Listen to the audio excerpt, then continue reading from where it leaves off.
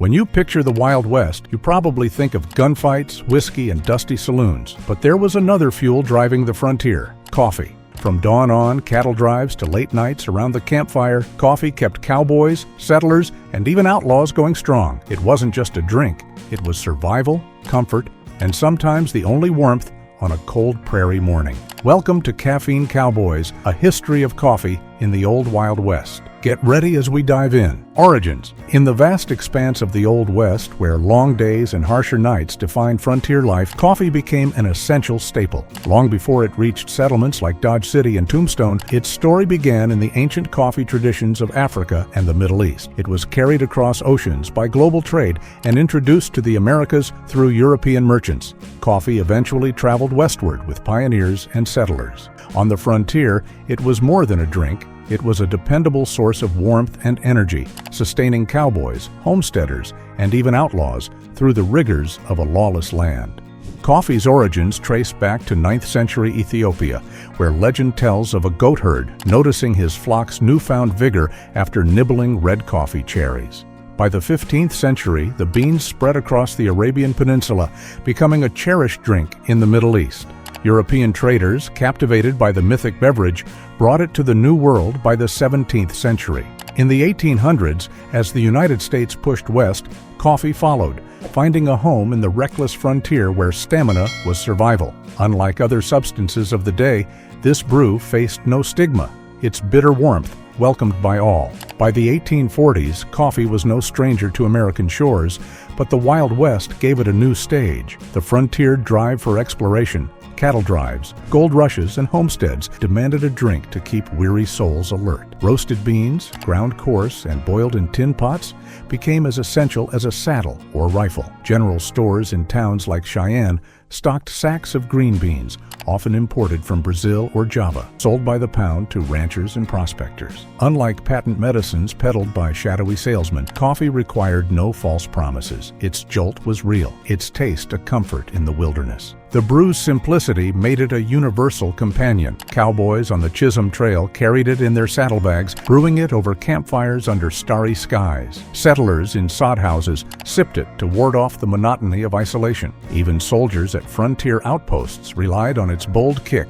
to stay vigilant. Its preparation was a ritual. Beans roasted over flames, ground with a makeshift pestle, and boiled in water that wasn't always clean. The result, often gritty and strong, was dubbed Arbuckle's axle grease, after the popular Arbuckle Brothers brand, a favorite for its reliability, and included peppermint stick. Coffee's spread wasn't entirely free of bias. Chinese laborers, vital to building the transcontinental railroad, often drank tea, and some Anglo settlers mocked it as inferior to coffee, reinforcing cultural divides. These prejudices, though less severe than those tied to other substances, reflected the era's xenophobia, painting coffee as a civilized drink while dismissing other traditions. Such biases were minor, but reveal how even a beloved brew could carry social weight. Now, if you've enjoyed the story so far, make sure to hit that subscribe button and turn on notifications, because what's coming next is something you definitely don't want to miss. Coffee's unregulated nature allowed it to permeate every level of frontier society. Unlike other substances,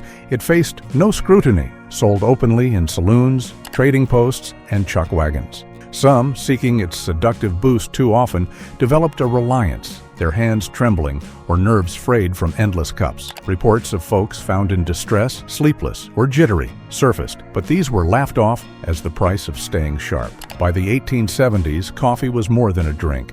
It was a lifeline, a mythic force fueling the Wild West's relentless drive, setting the stage for its deeper cultural role. But there's more to this story. Use in the Wild West. The Wild West was a land of relentless toil, with cattle drives stretching hundreds of miles, gold panning in icy streams, and showdowns in dusty streets. Coffee, the energizing brew of the frontier, became a trusted ally for those braving its hardships. From the gritty camps of cowboys to the bustling saloons of Deadwood, this drink powered the daily grind, offering warmth and alertness in a world where exhaustion could mean death. No group became more closely tied to coffee than cowboys. On long cattle drives across Texas and the Great Plains, coffee was brewed morning, noon, and night. Chuckwagon cooks, or cookie, made sure a pot of black coffee was always simmering. Cowboys drank it strong, often with grounds floating on top, joking that it was thick enough to float a horseshoe. For many, coffee was both comfort and necessity. It kept men awake during long nights guarding cattle, and it offered warmth during cold desert mornings. Around the campfire, coffee served as a ritual, a moment of camaraderie before facing another grueling day. By the late 19th century, innovations made coffee more accessible. Companies like Arbuckle Brothers in New York began selling pre-roasted beans in convenient packages, sparing pioneers the chore of roasting. Their brand, Arbuckle's Ariosa, became legendary on the frontier, so much so that Arbuckles became a synonym for coffee itself. Arbuckle even included peppermint sticks as a treat inside the package, making it especially popular with cowboys. Some drank it so heavily they developed a reliance, their nerves jangling, but such was the cost of the trail.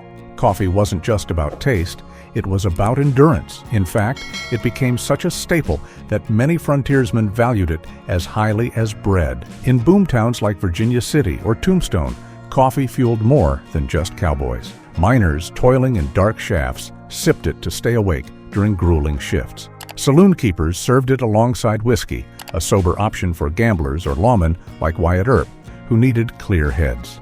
Chuck wagons, the mobile kitchens of cattle drives, always carried coffee, dishing it out to crews with biscuits and beans. Its aroma was a comfort, a fleeting reminder of home in a lawless land. Coffee's universal appeal didn't erase social divides. Chinese railroad workers, often seen drinking tea in their camps, faced derision from some who championed coffee as the American choice. This bias, though subtle, reinforced stereotypes about foreign habits, ignoring coffee's own global origins. Such attitudes were less about the brew itself and more about the era's broader xenophobia. Frontier women played a key role in coffee's spread. Homesteader wives brewed it in sod houses, stretching meager supplies to sustain families through harsh winters. In towns, women ran boarding houses where coffee was a staple, served to miners and drifters alike. Its affordability, cheaper than whiskey or scarce milk, made it a democratic drink, crossing class lines. Even outlaws hiding in remote canyons kept coffee in their kits, a small comfort during lives on the run. Here's something interesting. Coffee's medical use was less formal, but real. Doctors in frontier clinics, lacking modern stimulants, recommended it for fatigue or nervous conditions. Some patients, leaning too heavily on its kick, were found in distress, their hearts racing or sleep elusive. These cases were rare and often dismissed with a chuckle. Cowboys called it coffee nerves.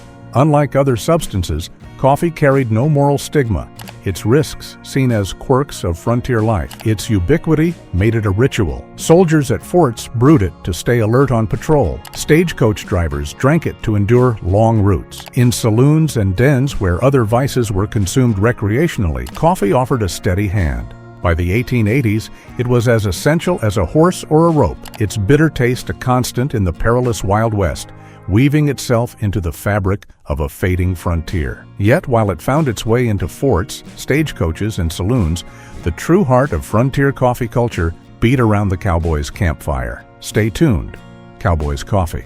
If there's one drink that defined cowboy life, it wasn't whiskey in a saloon. It was coffee boiling over an open fire. Out on the frontier, cowboys weren't chasing shots of liquor. They were gulping down tin cups of jet black coffee, brewed so strong it could jolt a man awake after a week on the trail. This wasn't cafe culture. This was survival fuel, a rough and ready brew known simply as cowboy coffee. Cowboy coffee wasn't measured with spoons or brewed with fancy pots. The process was as simple and as brutal as the life of the cowboy himself. Grounds were dumped straight into a pot of boiling water, stirred with whatever was handy, and left to settle. Sometimes a splash of cold water was poured in to force the grounds to sink. If that didn't work, cowboys used tricks that sound strange today, crushing eggshells into the pot to trap the floating grounds, or straining the liquid through a sock. Despite the Old West's reputation for whiskey-soaked saloons, most cowboys weren't heavy drinkers. Whiskey cost money, and drinking too much of it made you sloppy, dangerous traits when working with unpredictable cattle or riding long distances. Coffee, on the other hand, was cheap, easy to carry, and sharpened a man's focus. It became the true cowboy fuel, liquid energy for the backbreaking work of long rides, stormy nights, and the endless watch for stampedes. Soldiers who had developed a taste for coffee during the Civil War carried the habit west, and soon it was part of cowboy culture too. In many ways, coffee was the frontier's version of modern energy drinks, fast, bitter, and brutally effective. But coffee wasn't only about caffeine.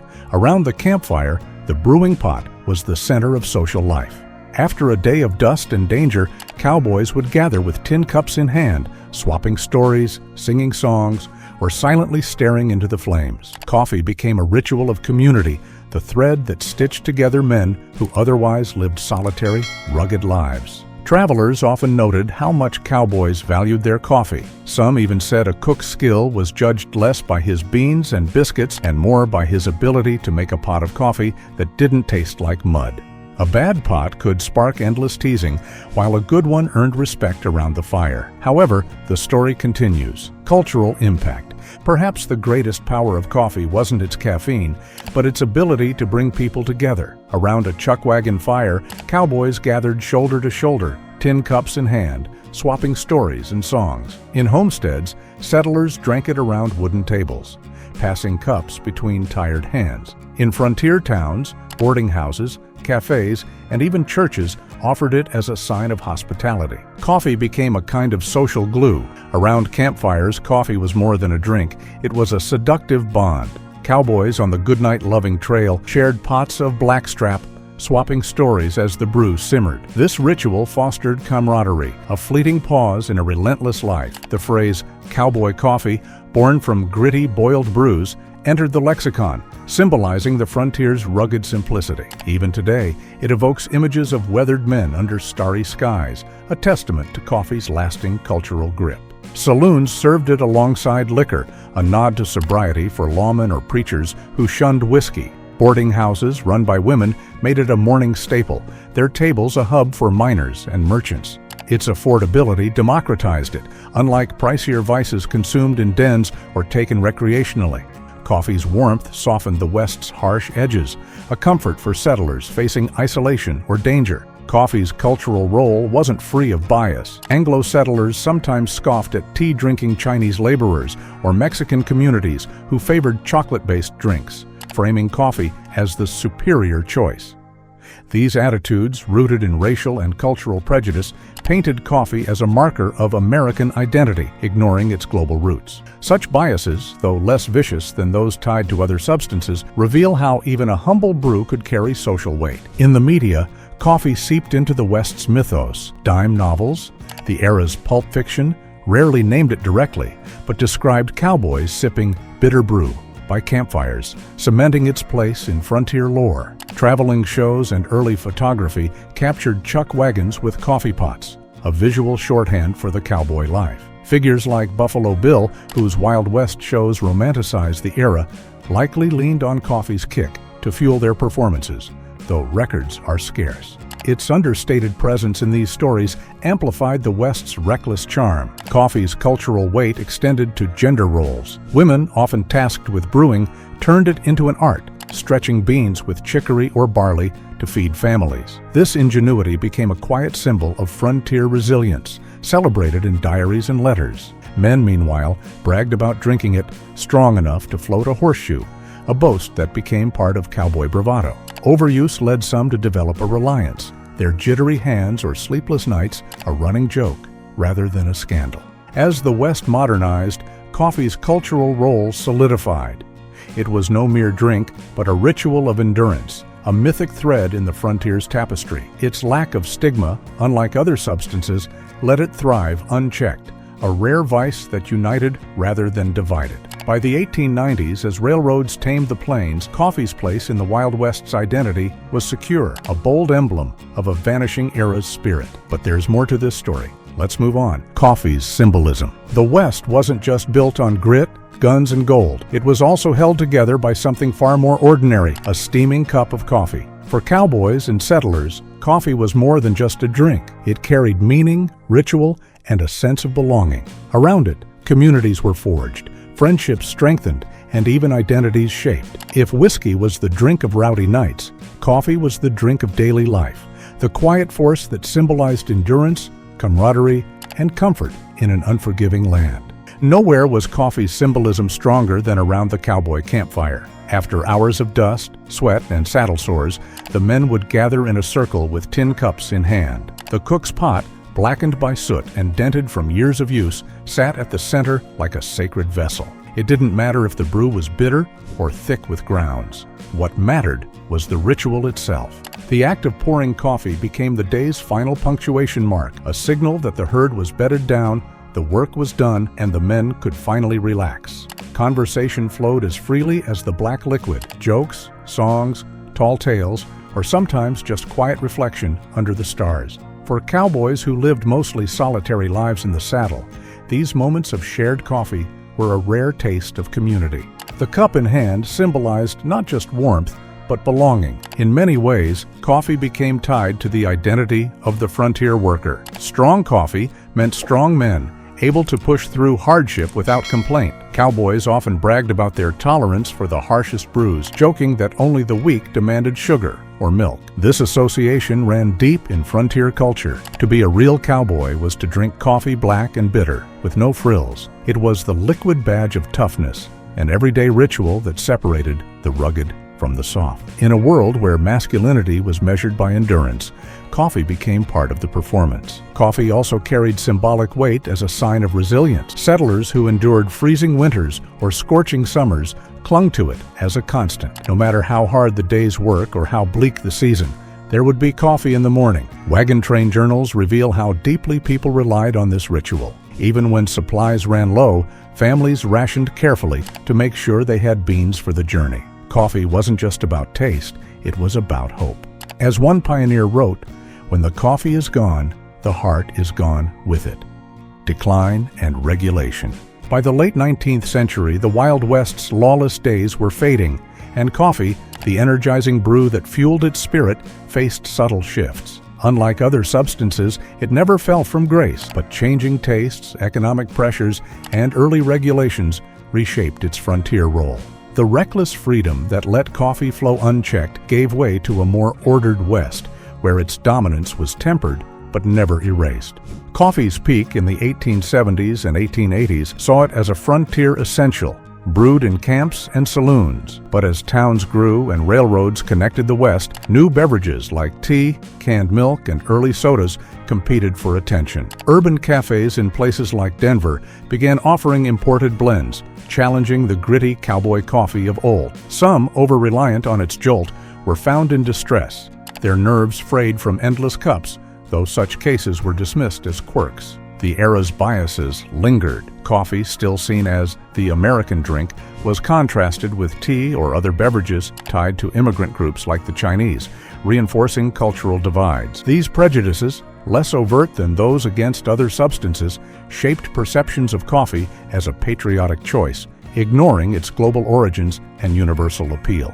Regulation, though mild, began to touch coffee. The 1906 Pure Food and Drug Act, aimed at patent medicines, indirectly affected coffee markets by cracking down on adulterated goods. Some frontier suppliers had mixed beans with chicory or dirt to stretch profits, a practice exposed by new labeling laws. This curbed the shadowy dealings of unscrupulous traders, ensuring purer brews but raising prices. Small ranchers and homesteaders reliant on cheap arbuckles felt the pinch as costs climbed. By the 1910s, the West was no longer wild.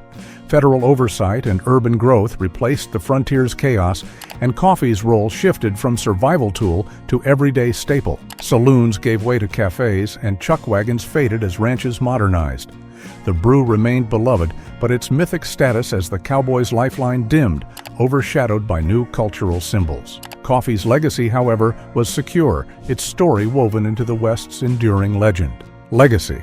The Wild West's untamed era lives on in myth, and coffee, the bold brew that powered it, remains a lasting emblem of its spirit. From campfires to saloons, it fueled cowboys, settlers, and outlaws. Its bitter warmth a constant in a world of chaos. Its legacy endures in culture, cuisine, and memory, a seductive reminder of the frontier's grit, and the brew that kept it moving. Coffee's role as a unifier set it apart. Unlike other substances, it carried no stigma, uniting diverse frontier folk like cowboys, miners, women, and soldiers around shared pots. Its ritual, from grinding beans to sipping gritty brews, became a symbol of resilience, celebrated in cowboy ballads and pioneer diaries. The term cowboy coffee still evokes the era's reckless simplicity, a nod to its cultural weight. Coffee's legacy wasn't untouched by bias. The era's elevation of coffee over tea or other drinks, often tied to immigrant communities, left a subtle mark. These prejudices, though less toxic than those against other substances, shaped coffee's image as a true American drink, a narrative that lingers in modern coffee culture's patriotic undertones. In popular culture, coffee's Wild West legacy thrives. Western films and novels, from Lonesome Dove to Clint Eastwood's classics, often show cowboys brewing over campfires, cementing its iconic status. Modern coffee brands lean into this, with names like Campfire Blend, evoking frontier nostalgia. The brew's medical use, though informal, influenced early pharmacology, paving the way for caffeine's role in modern stimulants. Today, coffee's frontier spirit lives on in cowboy coffee recipes and rustic cafes across the West. Its story, free of the scandals that plagued other substances, reflects a rare unity in a divided era. The mythic brew remains a testament to the Wild West's endurance, a bold legacy of a vanished frontier. Whiskey built the saloon, but coffee built the cowboy. From gritty campfires to bold frontier towns, this mythic brew fueled the Wild West's heart, powering its dreams and endurance. Its legacy lives in every strong cup we drink today. So, the next time you sip your morning cup, remember, you're drinking the same brew that fueled cattle drives, mining booms, and survival in a lawless land. And that's just the beginning of coffee's story in the Wild West. Thanks for riding with us. Like, subscribe, and tell us what frontier tale you want next.